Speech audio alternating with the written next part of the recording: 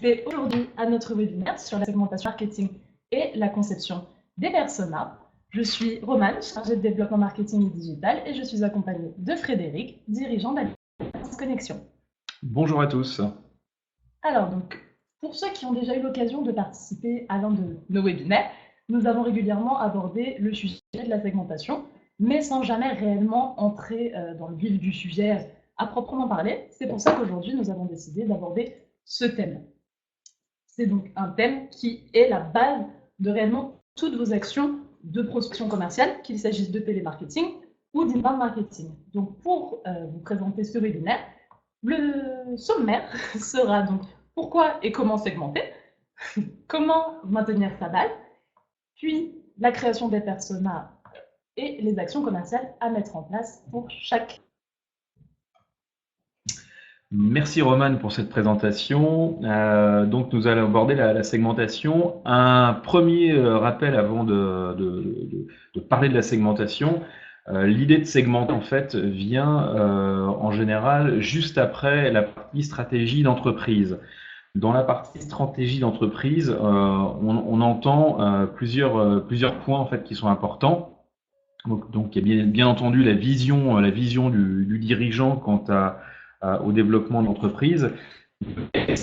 Ça vient aussi surtout des analyses qui doivent être faites des différents marchés. Donc en finalité, juste avant de segmenter, il faut bien évidemment avoir réalisé des analyses internes, des analyses externes, afin de dresser en fait ce qu'on appelle un diagnostic, notamment ce qu'on peut appeler un SWOT avec des opportunités sur ces différents marchés, ce qui permet ensuite de créer véritablement la segmentation. Donc, ce qui permet de déterminer une écoute à proprement dit efficace de son marché.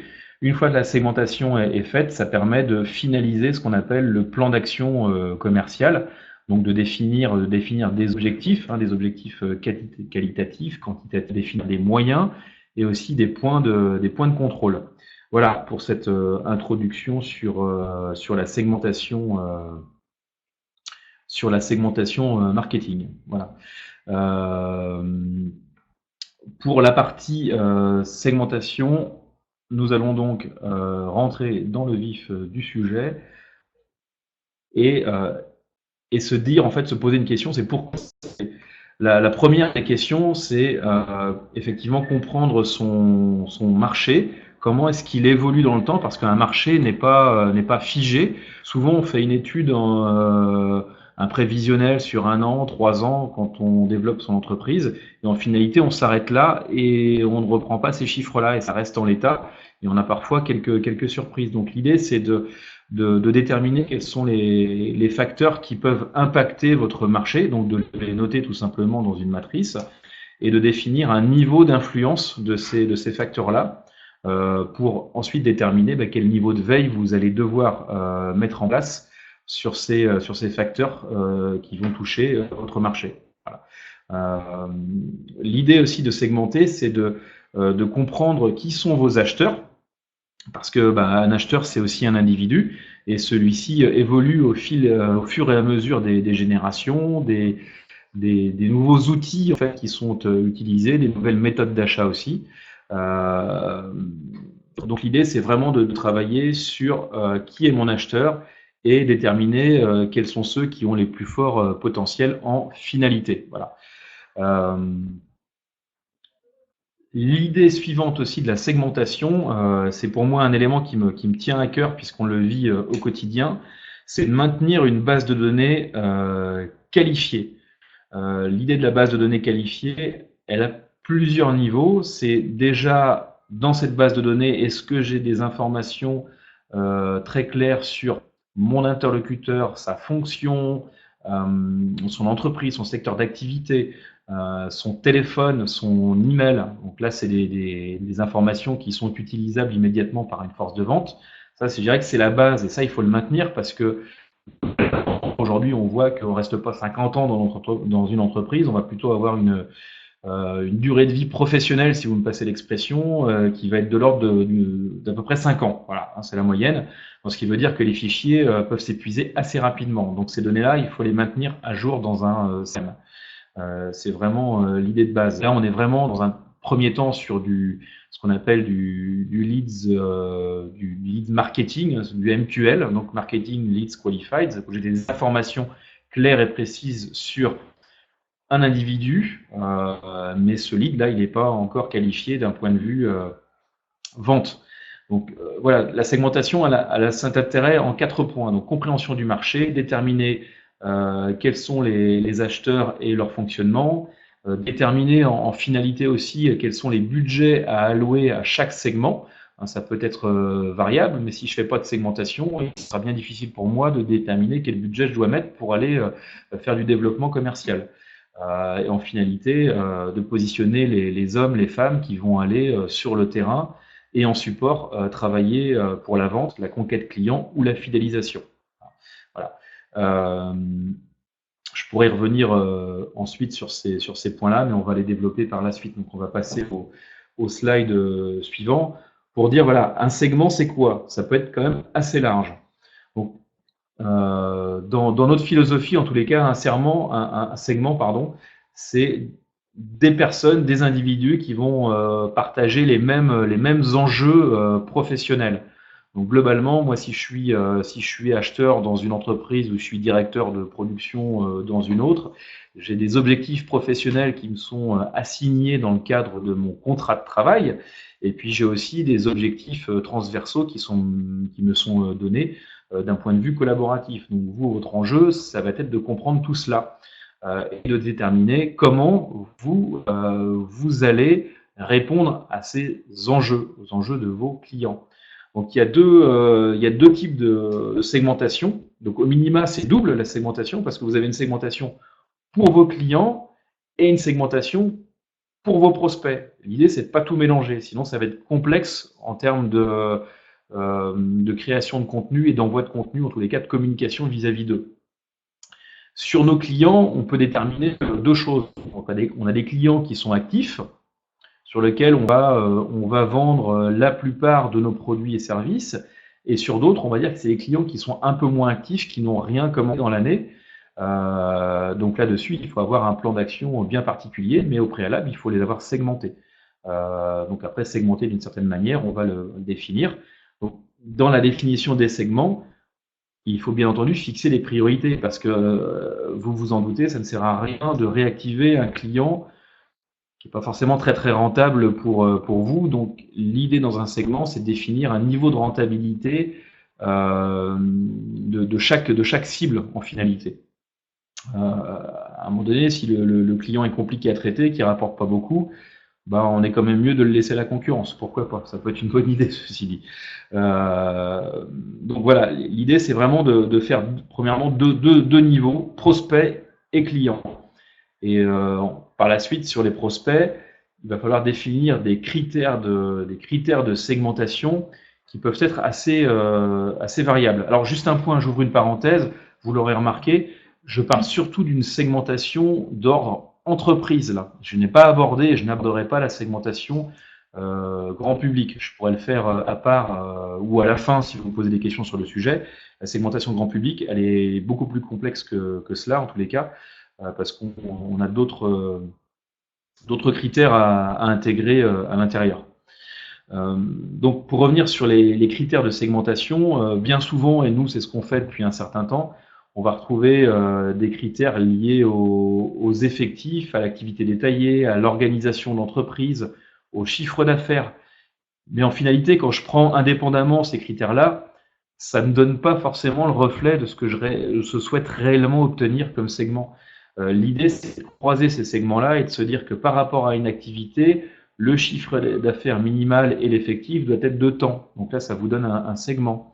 À cela, derrière, vous pouvez ajouter forcément les fonctions qui vous intéressent. La fonction, ça va être votre décideur direct, mais ça peut être aussi dans le segment d'intégrer des prescripteurs forts, en tous les cas des utilisateurs. Souvent, dans notre cas, le prescripteur fort peut être quelqu'un qui travaille dans la communication et le marketing, mais on s'aperçoit souvent que la décision pour des PME reste au niveau de la direction en finalité. Voilà. Donc, le schéma est à monter.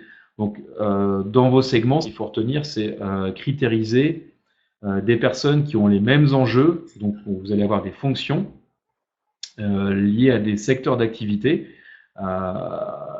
Je dirais que dans ces segments-là, après, il va falloir les prioriser en matière de travail. Comment est-ce qu'on peut les prioriser? Nous, ce qu'on fait la plupart du temps, on s'appuie sur des matrices de type, vous connaissez, qui s'appellent les matrices Porter en général, qui permettent de comprendre l'environnement de vos clients d'un point de vue, on va dire, fonctionnel, c'est-à-dire en mettant un prisme de type économique, juridique, innovation, concurrence, pour toujours avoir une vision concrète de comment évolue chacun de ces critères-là, pour mettre la pression aussi. Par exemple, vous avez un segment qui est fortement impacté par les aspects juridiques, qu'il y a une nouvelle norme qui sort, une norme ISO par exemple, peut-être qu'il va falloir travailler ce segment-là de manière prioritaire en tous les cas. Donc vous définissez des niveaux de priorité de traitement pour chacun de ces segments. Ça vous permet donc d'organiser vos budgets aussi derrière concrètement. Parce qu'on va s'apercevoir que derrière, les segments donnent lieu à la création de personas qui seront abordés par Roman juste après. Donc une fois que vous avez déterminé vos différents segments et prioriser vos différents segments, il va falloir derrière tester sa segmentation, parce qu'on peut avoir plein de bonnes idées quand on travaille entre collègues. Ça, il n'y a pas de débat sur le sujet. Par contre, c'est pas forcément la réalité du terrain. Donc moi, ce que je vous invite à faire, c'est à créer une enquête avec des questions fermées, des questions ouvertes, éventuellement une, des questions orientées, des questions avec des listes éventuellement ou QCM, de manière à ce que ce soit facilement exploitable par la suite derrière quand vous voudrez avoir des analyses plus fines. Donc l'enquête vous permettra de déterminer si votre segment est en fait bien en adéquation avec ce que vous souhaitez proposer. Donc j'empiète pas sur la partie persona, mais ça a aussi trait au comportement de vos acheteurs, principalement. L'idée ensuite, c'est d'analyser, c'est de se dire que voilà, sur une centaine de personnes enquêtées, il va y en avoir peut-être 50% qui vont préférer tel type de service ou être contactés de telle ou telle manière. Donc ça aura son importance par la suite, bien évidemment, quand il s'agira de promouvoir vos produits et solutions. Ça permettra d'identifier aussi clairement quels sont les bons décideurs, parce que peut-être que les bons décideurs ou prescripteurs, bien évidemment, parce que peut-être que dans votre segmentation, tout n'était pas forcément bien figé. Et tout n'est pas forcément figé par la suite. Ce qui veut dire que par la suite, notamment quand on parle de la segmentation client, moi je vous invite à mettre en place des enquêtes clients annuelles, ne serait-ce que pour valider la relation client que vous avez avec eux et leur niveau de satisfaction, et pour valider l'évolution des besoins de ce segment client ou de ce sous-segment client, bien évidemment. Donc, on a tendance à beaucoup segmenter chez nous, c'est-à-dire que pour les prospects, nous, on a plusieurs types de segments, et pour les clients aussi, par type d'activité notamment, parce que les approches commerciales ne sont pas forcément les mêmes. Voilà pour cet aspect segment. Vous voyez qu'il y a quand même beaucoup de critères. Donc le premier travail à faire de votre côté, c'est de déterminer quels sont les critères de segmentation essentiels chez vous et de les prioriser. Une fois que vous les avez priorisés, bien vous obtenez des segments, et ces segments-là, vous les priorisez à nouveau. Voilà, donc c'est un travail en entonnoir. Et puis bien ensuite, bien, vous avez la partie test, qui est la partie enquête et analyse pour finaliser, je dirais, le bas de bilan, comme on dit, la segmentation, savoir si celle-ci est optimale pour arriver derrière à créer les personas qui va être en fait la représentation visuelle, iconographique peut-être plus de votre prospect, tout simplement. Donc sur la partie personnage, je vais relaisser la parole à Non. Il me reste un slide, effectivement, j'ai été un peu vite sur le sujet. Donc en fait, dans la partie segmentation, ce qu'on conseille, c'est de l'intégrer directement dans la partie CRM afin que vous puissiez en avoir le contrôle permanent. parce que ça sert à rien d'avoir des segments si derrière on ne peut pas contrôler l'avancement du travail dessus. Et parce que les segments peuvent être travaillés commercialement et avoir des résultats complètement différents, malgré l'énergie dépensée dessus. Donc ça, il faut pouvoir le contrôler rapidement pour pouvoir mettre en place des mesures correctives derrière. Donc mettre en place un CRM si ce n'est pas déjà fait. Si possible, un CRM ergonomique. Ce que je dirais, c'est globalement, c'est que le CRM est à votre service et que c'est pas l'inverse qui doit se faire. Sinon, sinon, le CRM en général, il n'est pas rempli. Hein, voilà. C'est un petit peu compliqué derrière. Si possible, que le CRM soit consultable sur différentes plateformes, type smartphone ou tablette, bien évidemment. Ça permet d'avoir tout de suite dans le CRM ce qu'on appelle, ce que j'ai dit tout à l'heure rapidement, les MQL, donc savoir les leads qualifiés d'un point de vue marketing par segment. Donc c'est-à-dire qu'aujourd'hui, sur un segment 1, je peux avoir 30 MQL. Donc ça veut dire que c'est 30 raisons sociales avec interlocuteurs qui ont des informations qui sont traitables d'un point de vue, on va dire, appel téléphonique pour de la qualification vente. C'est-à-dire qu'on a des informations uniquement sur les individus, leurs fonctions, les emails professionnels, j'entends, et leurs fonctions. Ensuite, toute l'idée derrière, c'est de les amener vers ce qu'on appelle du SQL, donc c'est du Sales Qualified Lead, c'est-à-dire que c'est un leads où vous avez des données d'intérêt commercial derrière, c'est-à-dire qu'on obtient de l'information sur ce que souhaite réellement la personne qui est en face. Et là, c'est un lead qui est exploitable par votre force de vente et pas avant. Sinon, le commercial, il va probablement perdre un petit peu de son temps. Donc, il est mieux de travailler éventuellement sur ses prospects avec devis pour les conclure plus rapidement. Voilà, vu de chez moi en tous les cas. N'hésitez pas à travailler sur l'alignement de votre site internet par rapport aux différents segments. Est-ce que votre site internet apporte à chaque segment des informations importantes dans le cadre de son choix? Donc c'est assez facile de retravailler sur un site internet aujourd'hui pour peu que vous soyez sur du WordPress par exemple ou d'autres supports en tous les cas.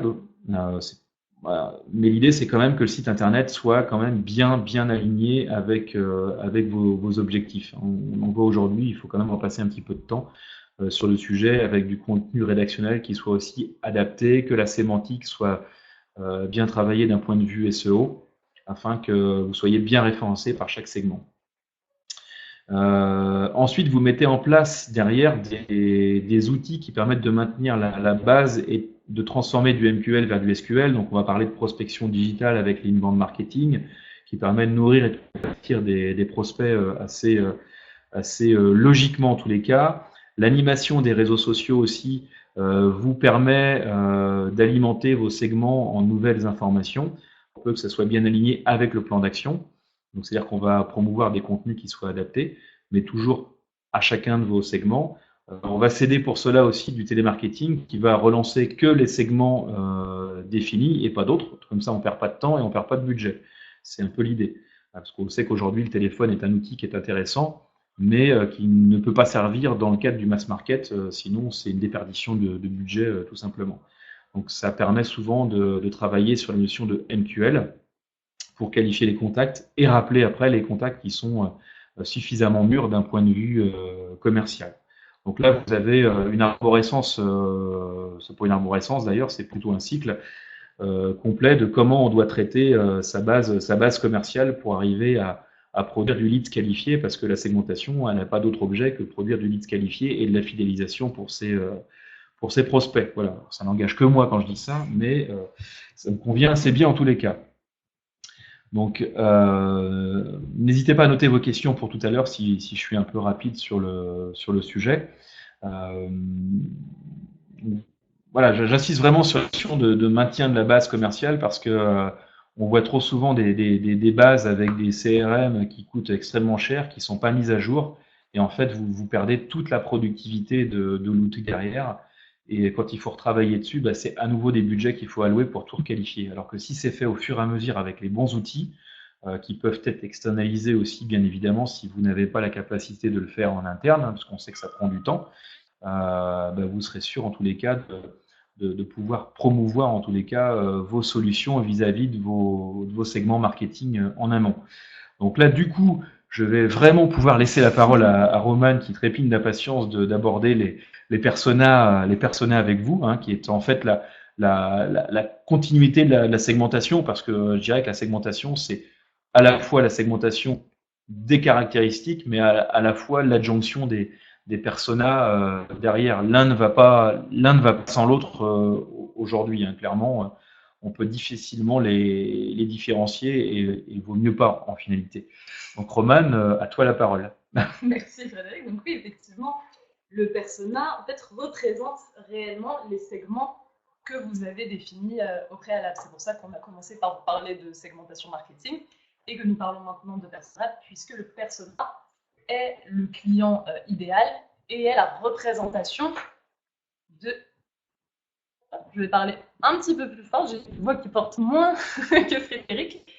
Hop, voilà, j'espère que ce sera mieux comme ça. Voilà, je vais me rapprocher un petit peu du micro. J'espère que c'est mieux. Voilà, dites-moi si jamais vous m'entendez encore mal. Voilà, je vais parler un petit peu plus fort.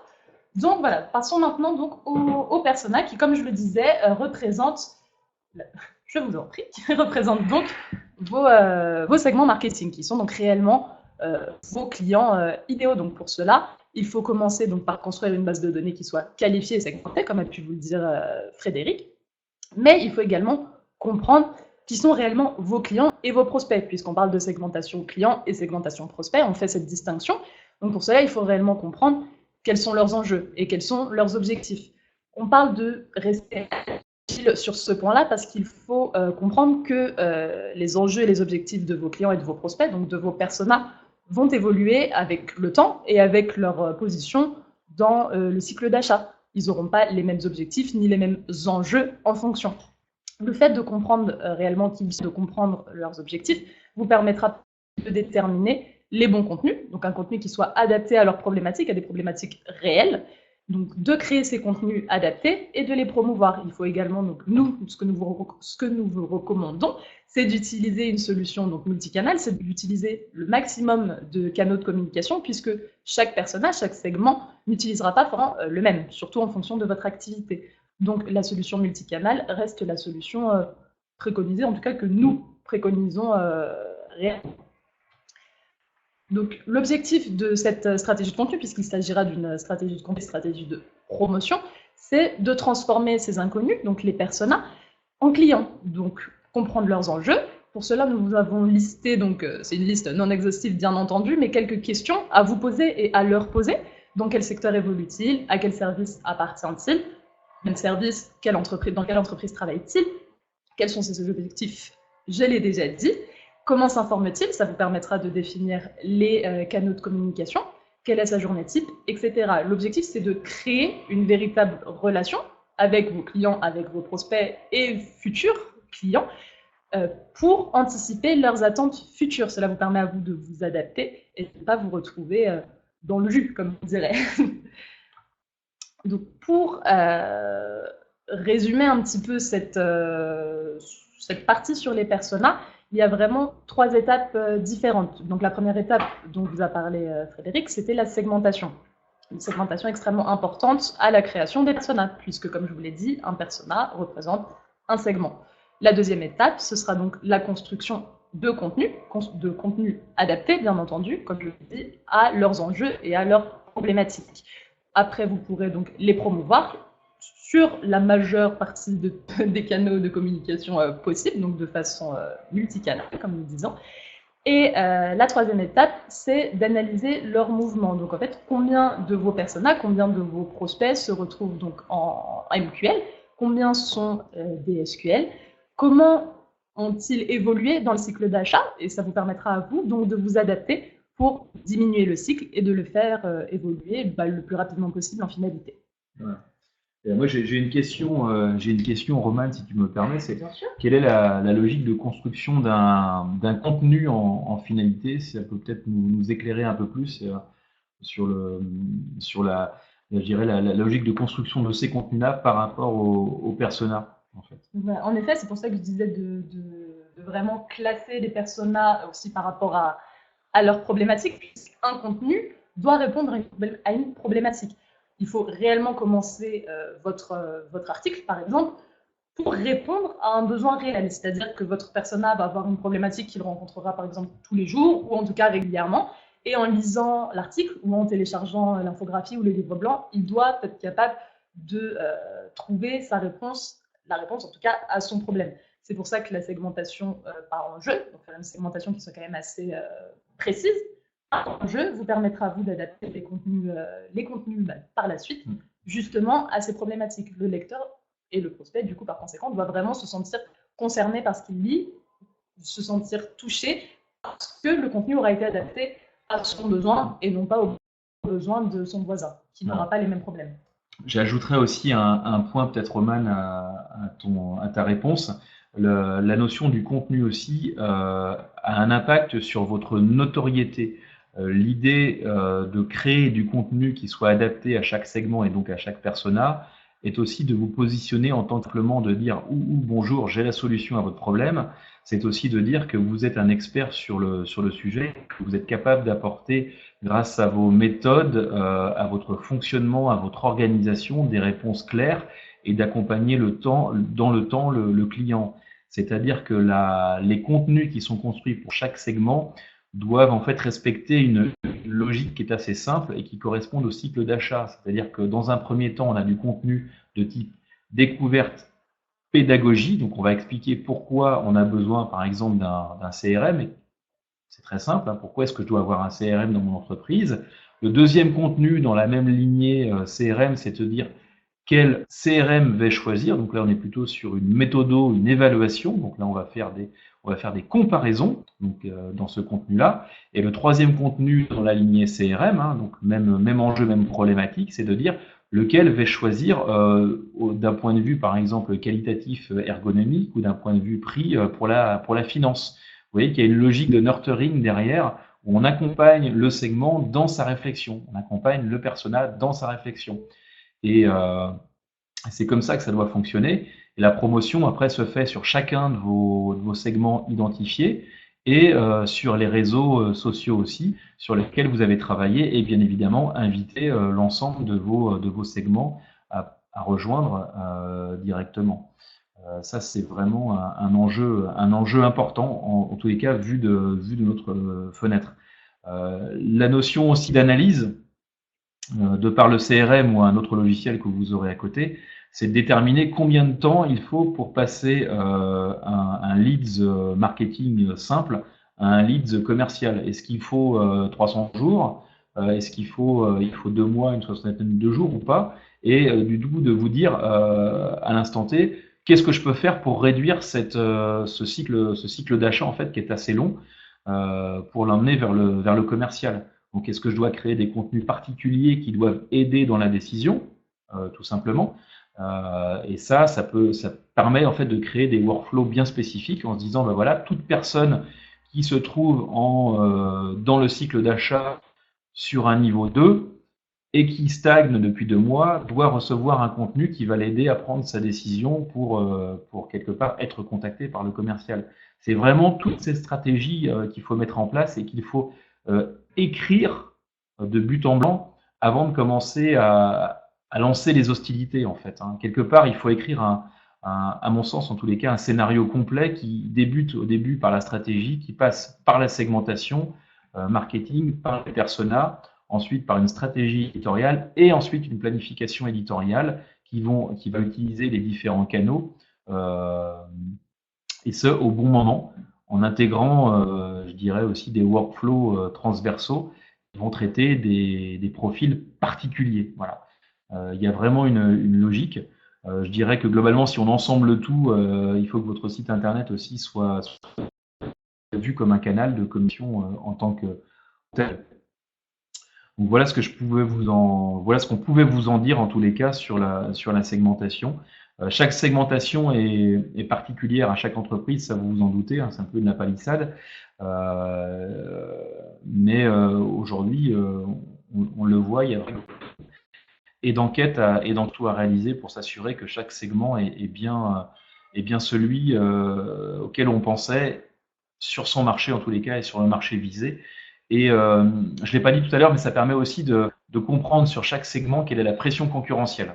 Donc ça, c'est un point important parce que ça vous permet de déterminer aussi des budgets en plus, en moins, ou d'abandonner des segments si vraiment c'est trop compliqué d'aller dessus, si la barrière d'entrée est trop élevée en finalité, quoi. Donc, ou s'il y a trop de concurrence, hein. Ça, invariablement, c'est ça aujourd'hui, quoi. Voilà, maintenant, ce que je vous propose, c'est on a tenu nos 30 minutes, on est quand même assez efficace, hein.